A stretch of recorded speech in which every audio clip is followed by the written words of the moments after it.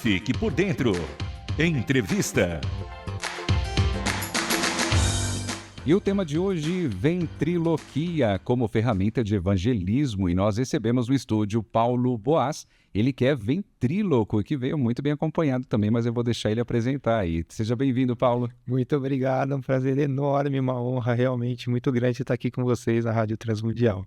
Prazer é todo nosso, né? Apresenta aí já o seu companheiro.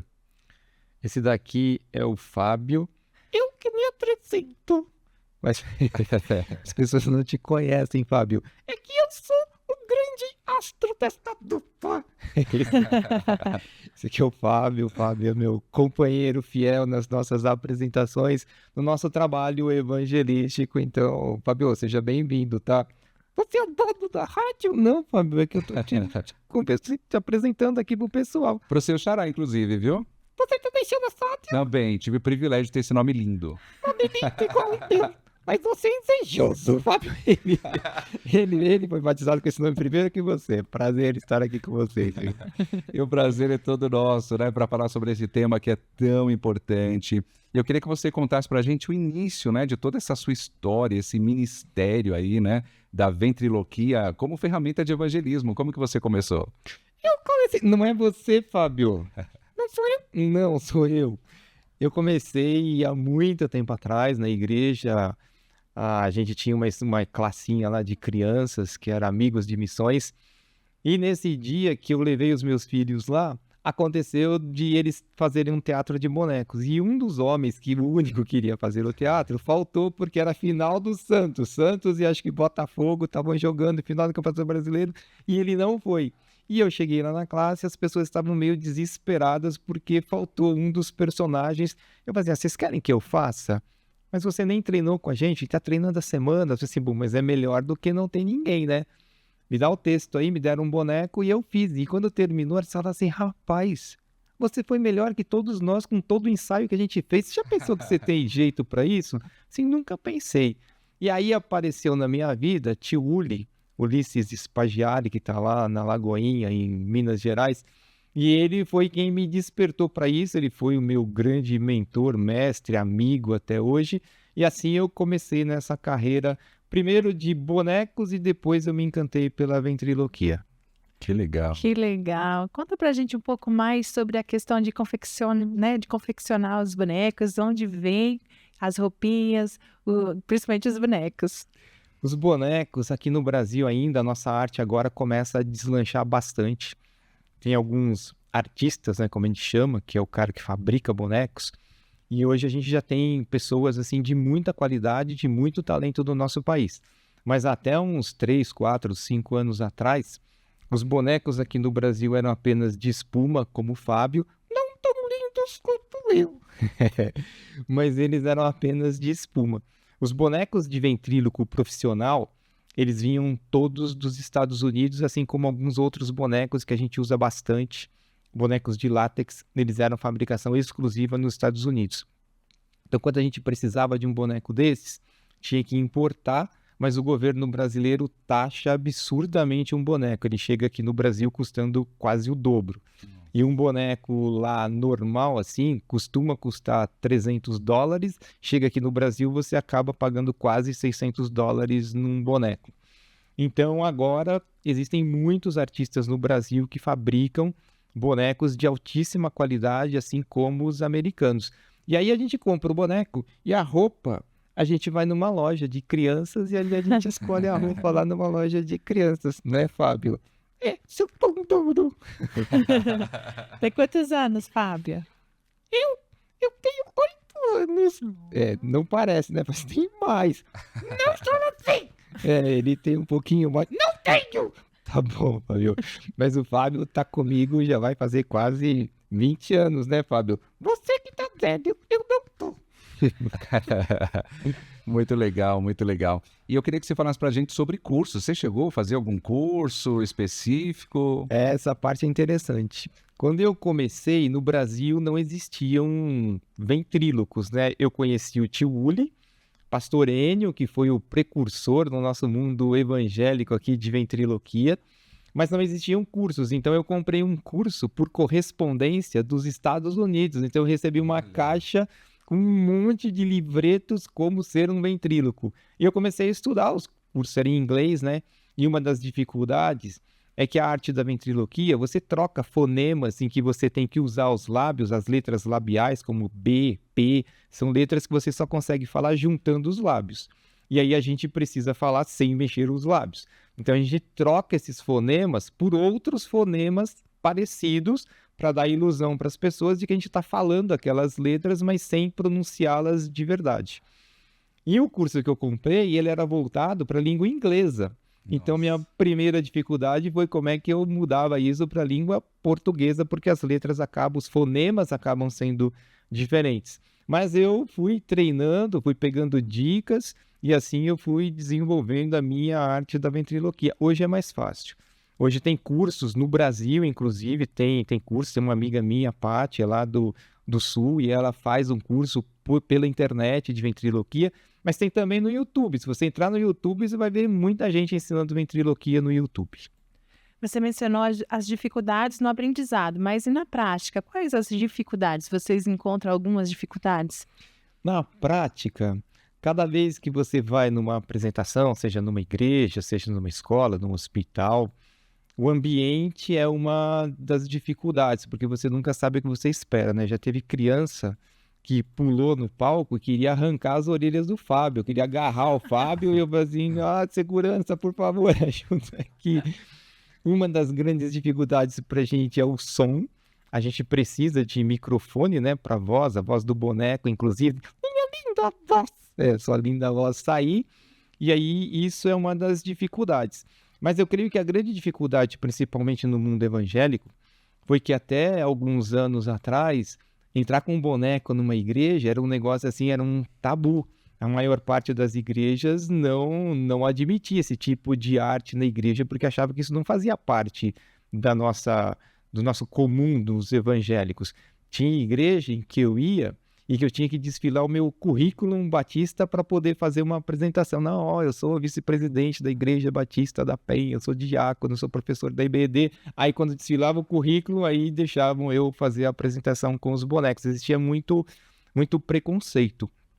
Mas eu sempre insisti bastante porque as nossas crianças, elas sempre tinham um modelo muito tradicional nas igrejas para serem apresentadas por evangelho, uma professora, e em geral sempre era uma mulher, né? Os homens participavam muito pouco disso, e com técnicas e com recursos muito limitados. Então as crianças chegavam em casa e viam, por exemplo, os desenhos na televisão, que eram muito atrativos, e chegava na igreja não tinha atratividade, a coisa era realmente assim, com o perdão do uso da palavra, era chato.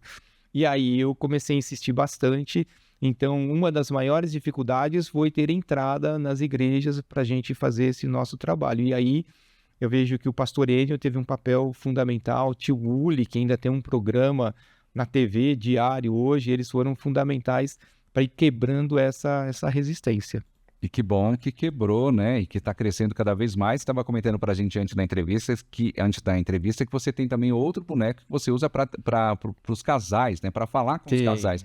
Então, olha onde nós chegamos hoje. É né? verdade. Fala um pouquinho para a gente sobre quais são os tipos de apresentação que você faz. Já falou da infantil, tem essa de casais também, qual mais?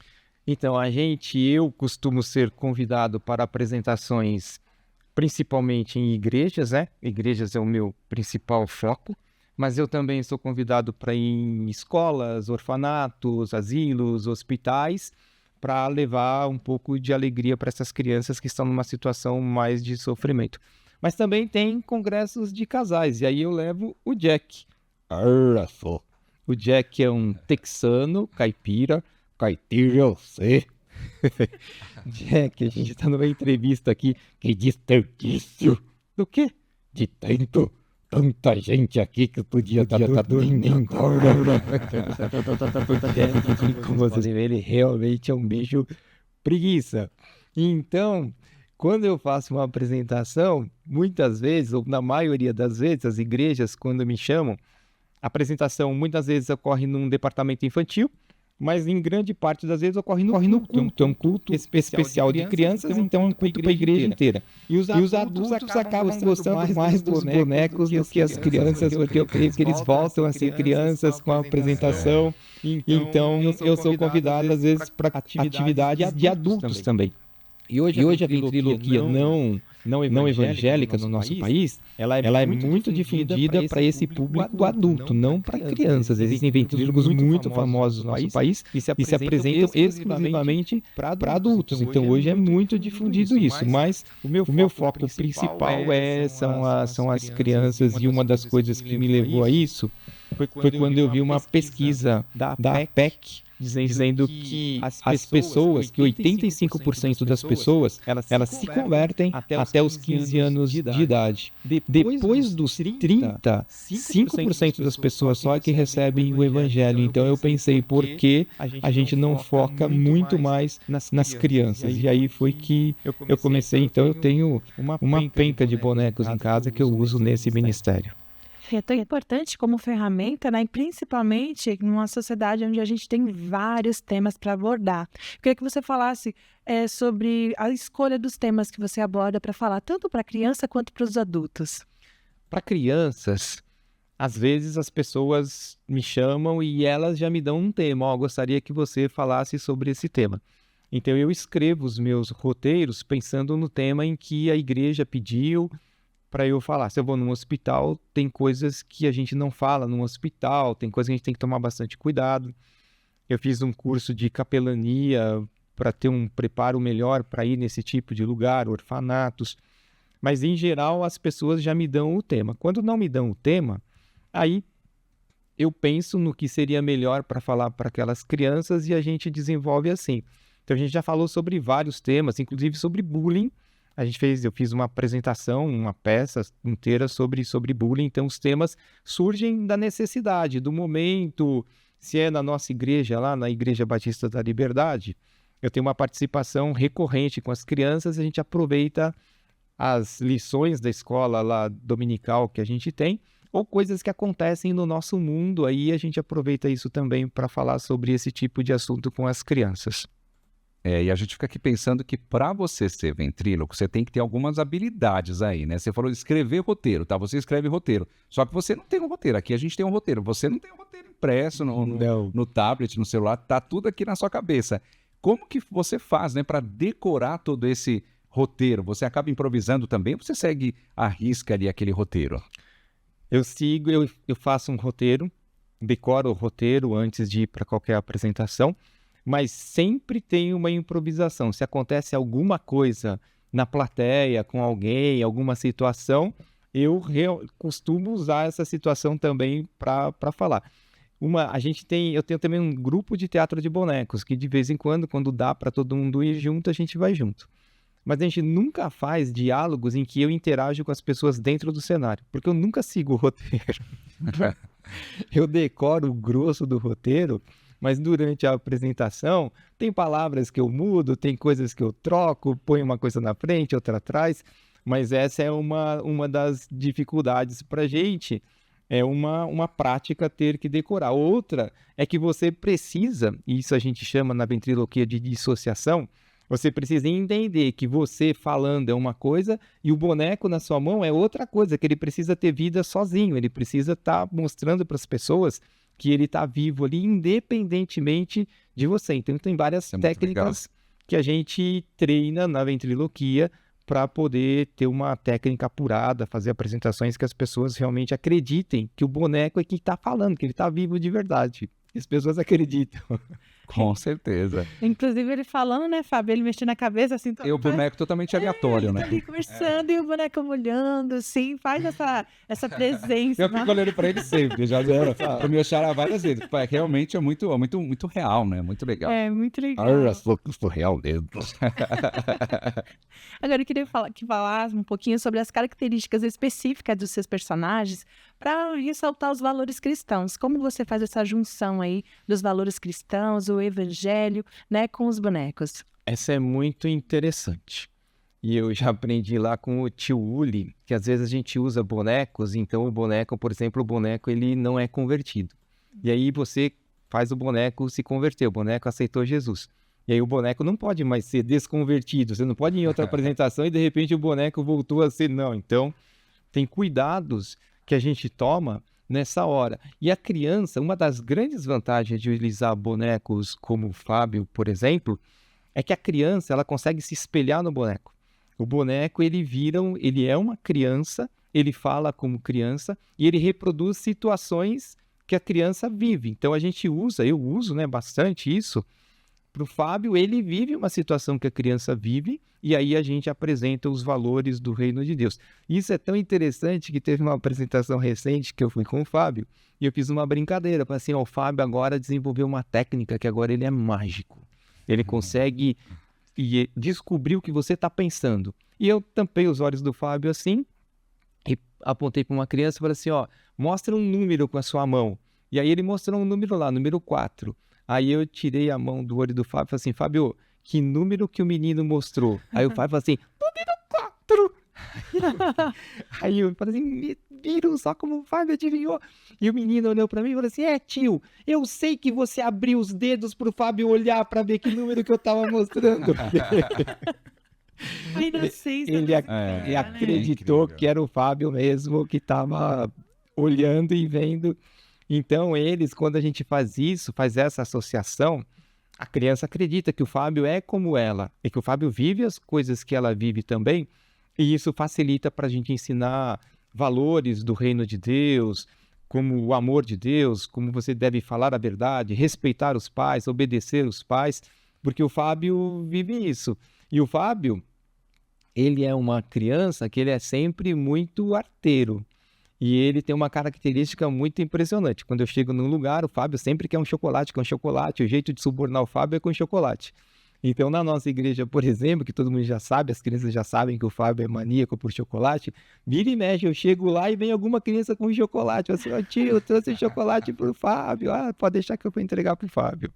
E quem come esse chocolate depois, hein? Ele que come, eu nunca como.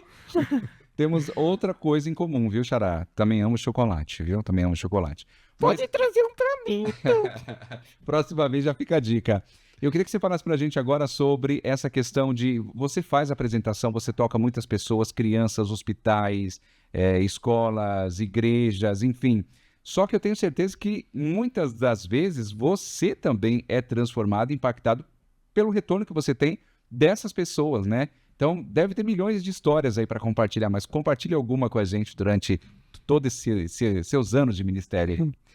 As pessoas costumam perguntar quanto eu cobro para fazer uma apresentação, né? Eu falo assim que eu cobro muito caro, o meu preço é o sorriso das crianças. E teve uma apresentação, o pastor da nossa igreja, ele chegou um dia, me ligou numa quinta-feira e falou assim, Paulo Boas, domingo nós 3 que vamos pregar. Nós 3 quem, pastor? Eu, você e o Fábio. Eu falei assim, mas você tá doido? Eu falei assim, não, domingo, vamos fazer nós 3, é dia das mães, tal. Eu pensei, a gente... Assim, mas pastor, o que você quer pregar? Eu falei assim, não sei, você que escreve aí o nosso sermão, me manda, eu decoro a minha parte e a gente vai fazer um trio lá. Eu, você e o Fábio no domingo. Mas pastor, é quinta-feira. Eu falei, cara, eu confio no seu talento. E aí eu escrevi um roteiro, Fábio, eu e o pastor Fausto. E no domingo a gente subiu no púlpito nós 3. E o Fábio era uma característica assim, o Fábio fazia tudo errado, né? Interpretava tudo errado da Bíblia, e aí o pastor Fausto corrigia, e aí a gente ia levando a mensagem, e aí no final, o pastor foi à porta para cumprimentar as pessoas, e uma senhora chegou, cumprimentou ele, pôs um papel no bolso dele. E ele falou assim, pastor, lê quando o senhor chegar em casa. E ele chegou em casa, ele tirou uma foto e me mandou a foto do recado que ela tinha mandado para ele. E ela tinha escrito assim, pastor, eu tentei o suicídio faz 1 ano e pouco, mas eu não consegui.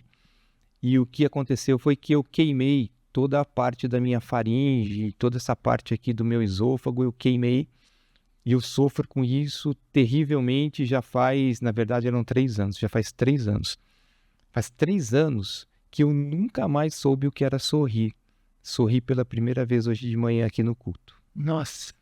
Então isso, para mim, e o pastor Fausto, me emociona até hoje. E o pastor Fausto falou assim, olha o impacto do seu ministério. Mas tem apresentações em que eu vou e que no final os líderes das crianças, eles fazem um apelo e as crianças vão à frente e aceitam Jesus no coração por causa dessa mensagem. Tem igrejas que eu volto assim depois de 5 anos e aí eu pergunto para as crianças, quem lembra o nome dele? Ah, é o Fábio. 5 anos depois as crianças ainda lembram do Fábio. Fica gravada não só o Fábio, mas as histórias que a gente conta, as histórias que o Fábio vive, ficam gravadas na mente dessas crianças. Isso, para mim, é uma recompensa sem preço. Com certeza, né? E qual conselho você daria para alguém que deseja aí começar nessa prática, né? Teve, ao longo desses anos, muita gente que quis se juntar ao nosso grupo de teatro de bonecos, ou quis aprender como é que é ser ventríloco. E eu sempre fazia um teste de persistência. Vem comigo em algumas apresentações, porque a rotina é difícil.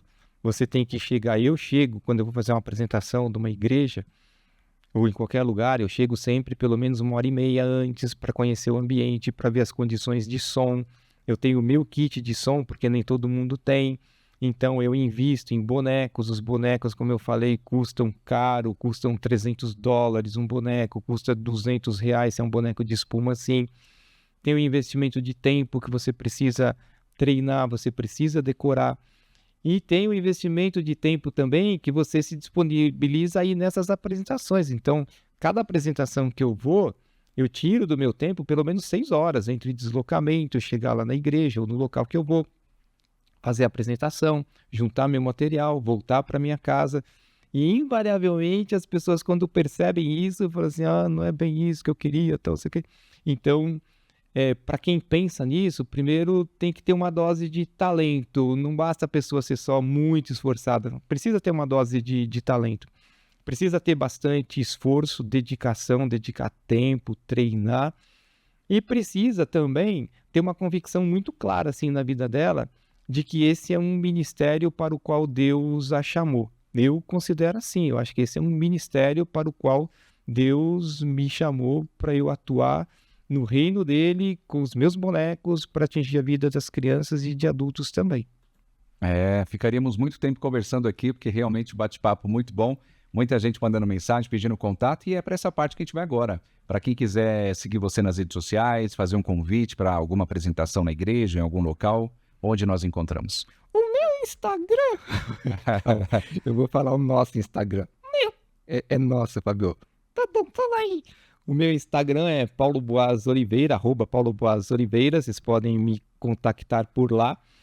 E por lá também vocês podem fazer convites para mim, para o Fábio, especialmente para mim, para a gente ir na sua igreja, no seu evento, onde você nos desejar.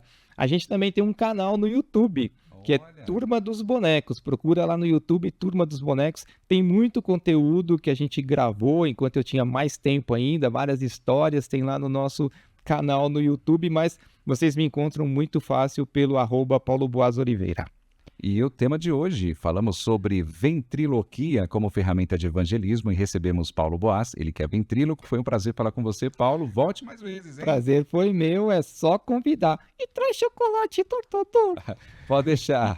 Próxima vez, chocolate pro meu xará aí. Um abraço, até mais. Tchau, tchau. Tchau, tchau. E o Fique Por Dentro vai ficando por aqui. Estamos no ar de segunda a sexta-feira, das 8 às 9 horas da manhã. Curta e compartilhe essa entrevista, que por sinal foi pra lá de ótima. Até a próxima. Um forte abraço, até mais.